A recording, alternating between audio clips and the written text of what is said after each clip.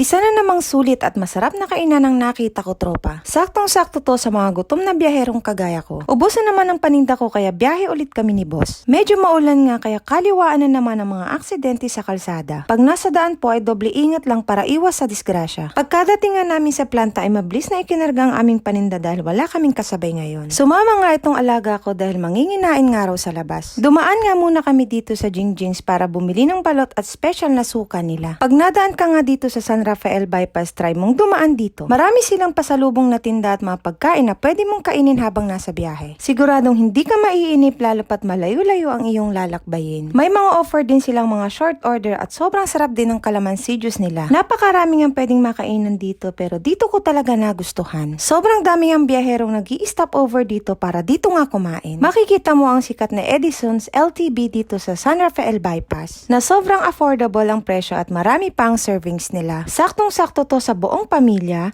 barkadahan at biyaherong gustong-gusto ng lugaw at tokwat baboy. Napakarami ring lutong ulam na pagpipilian at siguradong hinding-hindi ka mabibitin. Nakakatakam nga ang mga ulam na kulang na lang ay orderin ko lahat. Meron sila ditong nilagang baka, kalderetang baka, dinuguan, kalderetang kambing, sinampalukang manok, kinataang tilapia, laing, batchoy, bopis, at ang bestseller nila na barbecueng pusit at pork barbecue at chicken barbecue. Magugulat ka nga na sobrang juicy at napakalambot ng mga barbecue nila dito. Kaya hindi nakakapagtaka na ito ang madalas na in-order ng lahat. Pangalawang beses ko na nga kumain dito at talaga namang napaulit ako. Babalik-balikan mo talaga ang mga kainan na masarap na pagkain ang inahain nila. Alam mo ba, tropa, na may mangilan-ngilan akong nakakainan pero di ko na lang ginawa ng content. Dahil bilang isang maliit na content creator ay nasa-serve sa atin yung typical na servings nila. At dahil dito ay nakakapagbigay ako ng aking honest review sa lahat ng mga nakainan ko. Kaya patuloy akong naghahanap, tropa, ng mga kainan na sa tingin ko ay worth sharing at hindi masasayang ang mga pera nyo. Lalo na't ngayon ay mataas lahat ng bilihin at napakahirap kumita ng pera. At ayun na nga, babalikan ko na yung kinakain ko. Chicken barbecue pala tong nabili ko dahil naubos na yung pork barbecue.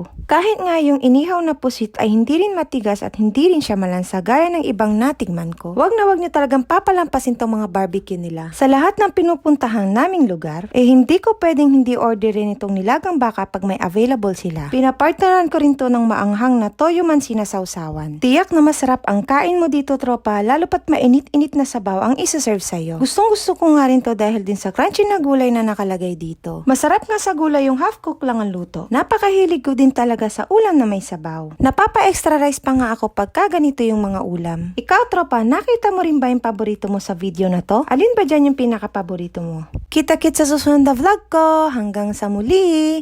Bye, tropa.